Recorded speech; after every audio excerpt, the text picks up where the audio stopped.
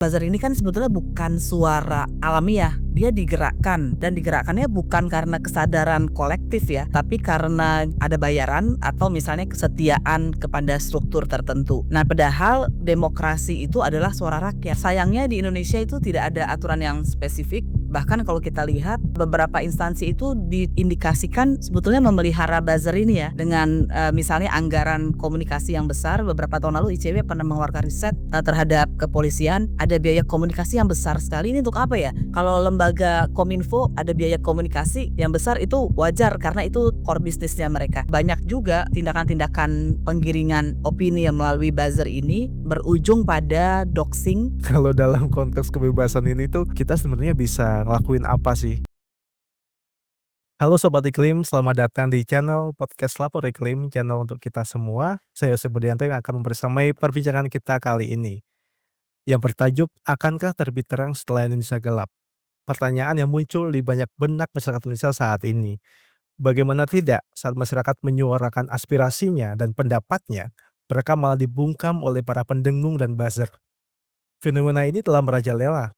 Bahkan sejak tahun 2017 saat Pilkada DKI pun sudah menguat dan terus bergulir dan menguat lagi di Pilpres 2019 dan 2024.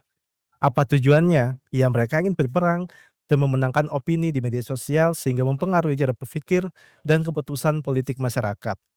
Nah, untuk membahas lebih dalam tentang buzzer dan kebebasan sipil, saat ini kita bersama seorang pengajar STH Indonesia Jentera, aktivis dan advokat hak asasi manusia di YLBHI, Asfinawati atau akrabnya kita sering panggil Mbak Asvin. Halo Mbak Asvin. Halo Mas Yosef, Halo, sehat Mbak ya? sehat-sehat. Oke, nah terkait situasi kebebasan sipil saat ini Mbak Asvin, apakah Mbak Asvin melihat bahwa buzzer adalah bentuk otoritarianisme dari pemerintah saat ini, Mbak? Iya, ini bentuk baru dari sensor. Kalau zaman Orde Baru, ada yang kritis itu di telepon gitu ya, misalnya ada, organisasi atau media ditelepon, untuk menyensor, sendiri. Sekarang sensornya dari luar ya dalam dalam bentuk salah satunya adalah, buzzer.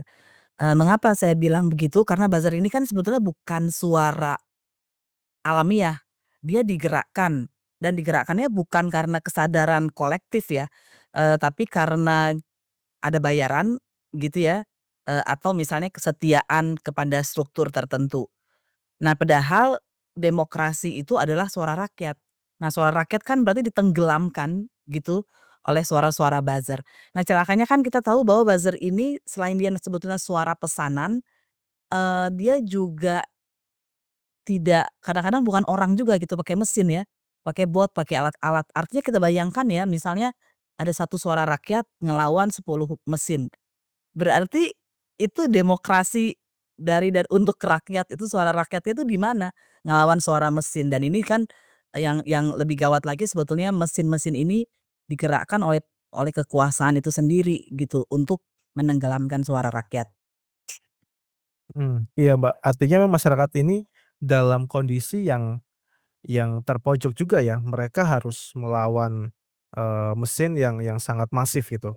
Nah, kalau dalam proses demokrasi kita saat ini Mbak Asvin, mungkin Mbak Asvin bisa cerita, ada nggak kisah-kisah ataupun advokasi yang Mbak Asvin lakukan bahwa buzzer ini telah merenggut kebebasan kita sebenarnya dalam dalam konteks masyarakat sipil gitu ya. Mungkin bisa bercerita satu 2 kisah yang pernah Mbak Asvin, bersamain gitu, Mbak? Iya, jadi begini Mas Isan, jadi satu tuh metodenya kan mereka pertama menutupi, suatu narasi, padahal narasi itu dibuat dari riset misalnya. Misalnya itu soal isu sawit baik begitu ya, ketika orang-orang sedang bicara ini, deforestasi, kemudian sawit itu menyerap banyak air dalam riset-risetnya dan kemudian meningkatkan, suhu dan kerusakan lingkungan lainnya. Kemudian muncul narasi sawit baik dan banyak yang misalnya memberikan, hadiah kalau mau, ikut, dalam kampanye itu. Nah, kampanye yang lain misalnya selain dia memanipulasi suara, itu misalnya juga yang disebut head spin ya. Head spin itu sebetulnya seperti hate speech, konsep yang dikembangkan seorang peneliti dari hate speech dan spin. Jadi hate spin. Jadi, pertama dibuatlah kebencian terhadap kelompok tertentu dan faktanya dipelintir. Nah, misalnya apa, dalam advokasi KPK, eee, ada narasi bahwa ini adalah Taliban, mereka adalah, Taliban dan karena itu tidak layak dibela. Dan padahal kalau kalau kita lihat misalnya film yang dibuat Watch Dogs, terungkap bahwa ada yang pendeta Kristen, ada yang Tionghoa, Buddha, bagaimana mereka bisa menjadi Taliban gitu, dan narasi ini banyak dipercaya publik. Saya waktu itu karena bersama teman-teman banyak orang advokasi dan mendatangi beberapa orang dan ada yang betul-betul kemakan oleh isu ini dan mereka tidak membela KPK dalam arti untuk memberantas korupsi, karena terpengaruh oleh narasi-narasi ini. Dan kemudian kan terbukti ya, soal sekarang, Hasto itu ditangkap, karena salah satunya isu ini, pelemahan KPK dan lain-lain. Jadi, jelas sekali kerusakan yang ditimbulkan oleh, pemelintiran narasi dan salah satunya oleh buzzer. Iya, Mbak. Jadi saya melihat bahwa memang paling simpel kemarin ya saat ada seorang anak SD atau SMP tuh dia menyampaikan pendapat soal program makan bergizi gratis, dia kan langsung mendapat serangan yang bertubi-tubi ya dari buzzer itu ya, bahkan sampai mengeluarkan kata-kata yang tidak tidak sopan ataupun mengata-ngatai, si anak itu. Itu kan menjadi salah satu bentuk intimidasi juga ya Mbak Asvin ya. Nah, Betul. melihat berbagai cara gitu yang dilakukan oleh para pendengung ini atau buzzer ini ya, kekerasan verbal maupun manipulasi informasi yang tadi Kak Asvin sempat sampaikan. Berarti buzzer ini, sangat, berisiko Mbak ya untuk menghancurkan demokrasi yang sudah kita bangun sejak ini ya, sejak reformasi tahun 98 itu ya dan apakah itu nanti akan berdampak pada masyarakat yang takut bersuara yang jadinya acuh tak acuh juga ya dengan kebijakan pemerintah, Mbak? Iya, menarik sekali bahwa sekarang, bukan sekarang saja maksud saya sekarang tahun ini, tapi sudah dari beberapa tahun ada hubungan antara, ruang digital dengan, ruang yang bukan digital. Beberapa pemelintiran dan apa ya namanya ya, buzzer ini mendorong orang, mendorong suara tertentu, itu akhirnya berujung pada dikriminalisasinya, seseorang. Misalnya dengan melekatkan, hal-hal tertentu, misalnya ini pencemaran nama baik dan karena yang mendorong seakan-akan banyak, meskipun itu mesin gitu ya, dan kemudian ditindaklanjuti oleh, kepolisian. Nah, saya pikir, seperti itu ya, apalagi seorang anak. Dia baru belajar kritis, dan anak itu sebetulnya kan dalam hukum harusnya dilindungi. Ketika dia bersuara, dia mengalami trauma pasti itu ya, dan bukan hanya trauma karena dianggap tidak valid omongannya, tapi juga mungkin nanti diarahkan, "Oh ini sudah melanggar hukum," sehingga ada ketakutan bahwa dia akan, dipidana gitu, dikriminalisasi. Nah ini tentu saja akan mempengaruhi lambat laun, akan mempengaruhi, eee, orisinalitas orang untuk bersuara. Orang akan takut, akan tidak berani dan itu sebetulnya kan sudah tercermin dalam, survei yang mengatakan beberapa tahun lalu, bahwa masyarakat Indonesia tuh takut bersuara karena berbagai ancaman di media massa. Iya, Mbak. Lantas sebenarnya kita tuh punya nggak sih, Mbak Aswin, payung hukumnya gitu ya untuk para pendengung ini ya atau cara kita bermedia sosial gitu? Mungkin kalau ada bisa diceritakan secara singkat ataupun mungkin ada best practice, Mbak, dari negara lain atau case lain yang oke banget nih jika kita belum mumpuni ya atau kita belum punya payung hukum yang kuat gitu, Mbak. Sebetulnya sebuah platform itu pernah menutup akun-akun yang terindikasi akun mesin ya, dan memang dalam dunia digital relasinya tuh ada 3 pihak, yaitu masyarakat, pemerintah, tapi juga pelaku usaha dan tidak mungkin hanya melakukan penjagaan ruang publik, hanya dari sudut, eee, pengusaha, korporasi, tapi juga tidak mungkin hanya dengan pemerintah.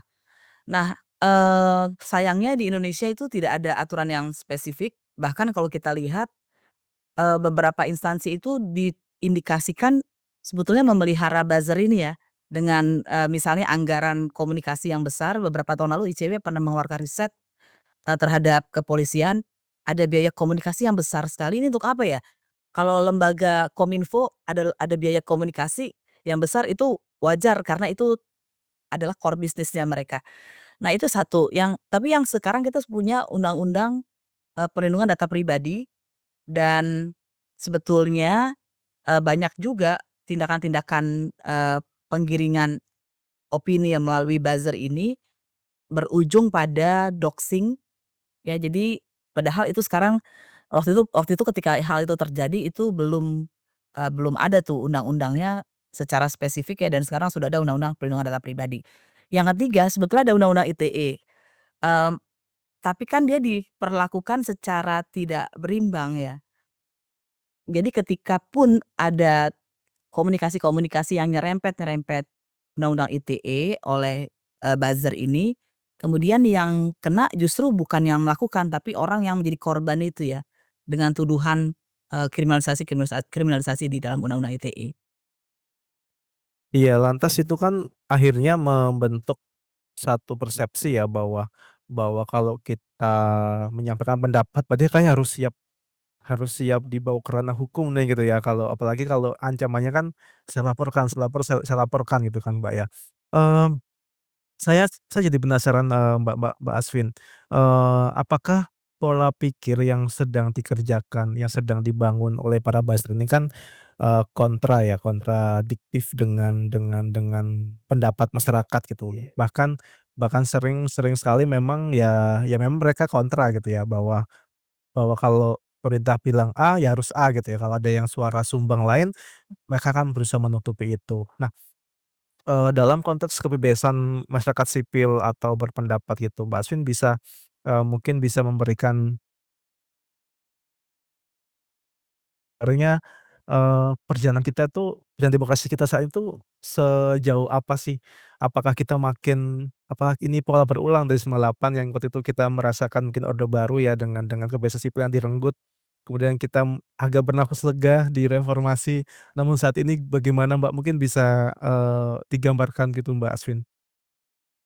Dia banyak sekali, kesaksian, publik tentang mundurnya demokrasi dan juga itu selaras dengan berbagai indeks yang, melihat, demokrasi ya dengan indikator-indikator kebebasan, berekspresi, berpendapat, bahkan soal pemulihan hak karena kalau kita misalnya dihambat kebebasan bersuaranya, terus kalau pengadilannya tidak mampu mengakomodir gugatan-gugatan kita itu ya artinya tidak ada upaya pemulihan.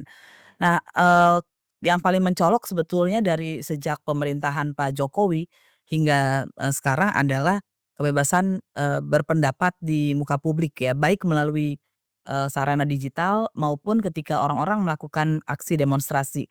Nah, jadi demonstrasi itu dia tidak hanya dilihat sebagai orang datang rame-rame gitu kan, orang demonstrasi itu kan sebetulnya esensinya mau menyampaikan sesuatu. Nah, jadi ketika demonstrasi itu diberangus sebetulnya kebebasan bersuara pendapat kita juga sedang, diberangus dan, yang kedua yang cukup gawat adalah sekarang tidak ada partisipasi, nyaris tidak ada partisipasi ya. Jadi pemerintah dan DPR itu membuat berbagai undang-undang atau pemerintah membuat kebijakan tanpa bertanya kepada kita sebagai, eee, pe orang yang menempatkan mereka di posisi itu gitu ya. Berbagai kebijakan mulai dari soal kesehatan, pendidikan, lingkungan, itu kan seperti Omnibus Law Cipta Kerja yang paling mencolok ya karena 70-an lebih undang-undang, itu kan ditolak rakyat di mana-mana, kemudian masuk ke Mahkamah Konstitusi sudah dinyatakan, tidak sesuai dengan konstitusi, tapi pemerintah waktu itu, Pak Jokowi malah buat Perpu gitu ya. Jadi betul-betul kita tidak didengar sama sekali, itu semua adalah indikator-indikator demokrasi kita, mundur, ke belakang ke masa sebelum 98. Wah, berarti mundurnya bahkan jauh sebelum tahun 98 Mbak, ya? Artinya kita sudah melewati masa orde lama, orde baru, dan reformasi akhirnya, apakah ini disebut sebagai, neo orba gitu kali Mbak, ya? Kalau bisa dibilang bahwa kalau dulu adalah militer, sekarang itu, media sosial yang menjadi wahana gitu atau sarana untuk pemerintah menekan publik kayak gitu ya, Mbak, ya? Karena tadi sempet Mbak Iya, sampaikan kan juga banyak betul. undang gitu ya, undang-undang yang tidak melibatkan masyarakat gitu, Mbak. Itu kalau ada pembiaran Mbak Asvin gitu, dalam artian itu terus terjadi gitu ya, dan terus menjadi senjata utama oleh pemerintah, Mbak Asvin melihat apakah ini menjadi ancaman buat demokrasi kita atau kedaulatan rakyat ya, ke depan gitu, Mbak? Iya, saat ini saya pikir, eee, bentuk-bentuk baru untuk menghilangkan demokrasi semakin banyak. Kalau kita tadi bicara buzzer, yang penting sebetulnya bukan hanya buzzer-nya, tapi orang yang meng-order buzzer itu, orang yang membayar dan menggerakkan buzzer-nya itu kan. Eee, dan yang kedua, kalau kita lihat apa yang terjadi dalam peralihan pemerintahan Pak Jokowi kepada Pak Prabowo, maka sebetulnya indikator-indikator reformasi itu sedang dihapuskan. Misalnya, kan kita tahu kan narasi untuk memberikan, eee eee, apa namanya, Soeharto sebagai pahlawan, terus kemudian, Pak Prabowo yang diindikasikan melanggar HAM gitu ya, itu tiba-tiba saja mendapatkan, peningkatan kenaikan pangkat, oleh, Pak Jokowi.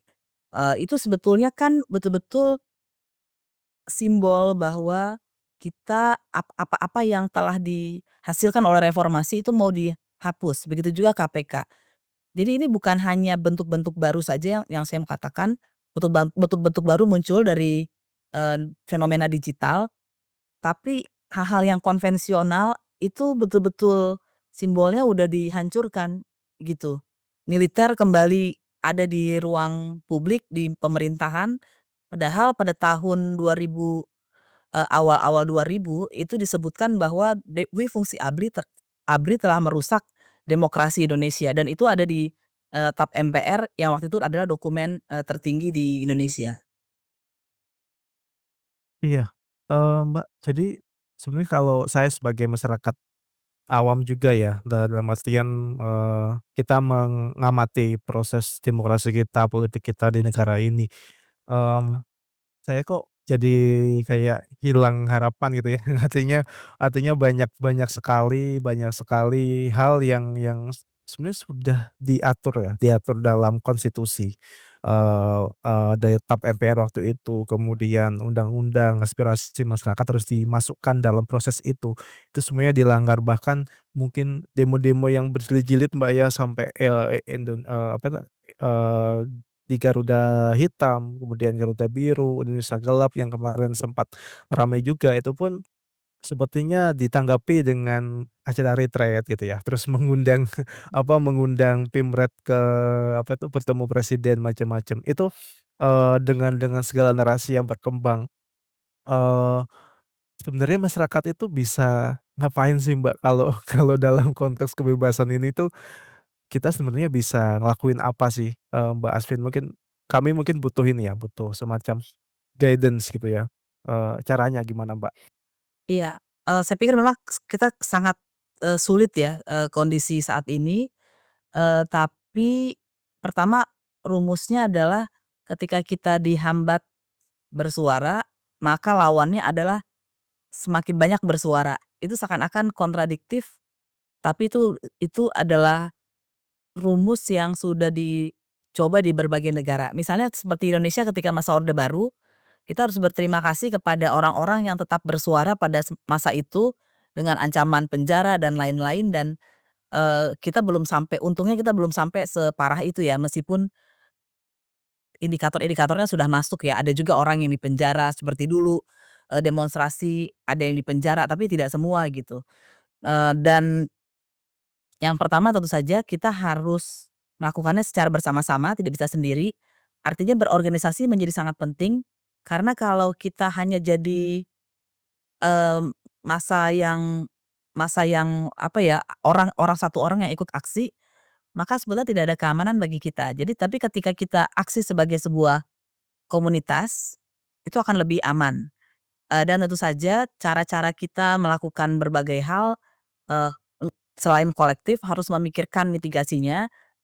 Misalnya kalau dalam aksi misalnya ya, eee, itu ada yang namanya paralegal, yang tugasnya kalau ada yang ditangkep dia langsung bergerak, ada paramedis, kalau ada yang sakit, atau terkena gas air mata misalnya, dan, para media, orang-orang yang, tidak bukan orang media, tapi dia mampu, berperilaku atau berpraktek seperti media, mengabarkan, mengambil dokumentasi, karena gambar tidak bisa ditipu gitu kan. Nah, hal-hal seperti ini saya pikir harus semakin banyak, dilakukan, kalau misalnya di setiap kota di Indonesia ada para pemantau demokrasi, setiap ada kebijakan yang melanggar demokrasi, mereka buat, laporan dan bersama-sama dan saling terhubung, saya yakin, itu pasti juga akan mempengaruhi, dinamika demokrasi kita. Iya, Mbak, poin tadi yang terakhir saya ini ya, apa, setuju banget nih, pantau demokrasi gitu ya. Kita memantau memantau kebijakan dalam level daerah. Bahkan saat ini pun juga banyak sekali Mbak, praktek-praktek yang kurang kurang baik di level daerah ya gitu ya. Apalagi dengan sistem-sistem kenegaraan yang sedang dibangun oleh, Prabowo saat ini gitu. Nah Mbak Asvin mungkin ini, statement penutup Mbak Asvin, saya ingin ingin mendengar gitu, eee, sebenarnya apa pandangan Mbak Asvin terkait tadi ya konteks, kebebasan sipil kita di Indonesia dan kita sebagai masyarakat, masihkah ada harapan atau terang itu bisa nggak Mbak, muncul lagi gitu ya kalau situasi kita saat ini dengan berbagai 100 hari kemarin, kemudian saat ini juga banyak sekali kebijakan yang ternyata menempatkan rakyat dalam posisi yang terhimpit bahkan bahkan dengan kasus-kasus, gas LPG sekarang apa tuh BBM yang di-blend, dioplos, dengan dan segala macam prosesnya itu, gimana Mbak Asvin? Boleh Mbak. Ya, kebebasan sipil itu sebenarnya adalah alat untuk mendapatkan kebebasan atau hak lainnya ketika kita misalnya, tidak memiliki akses kepada kesehatan, ketika kita bisa bersuara, protes, maka dia akan menjadi jalan untuk mendapatkan hak kesehatan itu. Karena itu, dia adalah hal yang paling mendasar di dalam hak asasi manusia dan juga demokrasi untuk mendapatkan hak-hak lainnya. Nah, yang kedua, meskipun kita suasananya gelap gitu ya, tetapi sejarah mengajarkan bahwa kalau kita diam saja, situasi tidak akan berhenti di sini, dia akan lebih buruk lagi. Dan sebetulnya apa yang kita lihat dari masa 10 tahun pemerintahan Pak Jokowi sampai sekarang menunjukkan hal itu, membuktikan hal itu bahwa sedikit demi sedikit ruang kebebasan kita itu diambil, dirampas. Nah, karena itu berhasil atau tidaknya sebuah gerakan itu tidak ditentukan dari pikiran kita berpikir ini akan berhasil atau tidak, atau tidak ditentukan oleh ini akan diberikan oleh pemerintah atau tidak, ya bukan begitu. Hak itu tidak pernah diberikan dan kebebasan itu ya harus diperjuangkan dan, saya senang sekali mengutip, tentang 8 jam kerja setiap hari, karena orang zaman sekarang menganggap ketika dunia ini ada, orang tuh memang sudah kerja 8 jam sehari. Tidak sama sekali, orang dulu kerja 12 jam, bahkan dulunya sebelumnya adalah perbudakan, kemudian orang demonstrasi jadi 10 jam, orang protes lagi, demonstrasi melintasi 1 abad, dan akhirnya jadi 8 jam. Jadi apa yang kita nikmati sebagai kerja 8 jam itu adalah hasil perjuangan orang beratus-ratus tahun, dan saya pikir ini giliran kita untuk juga memperjuangkan kebebasan kita.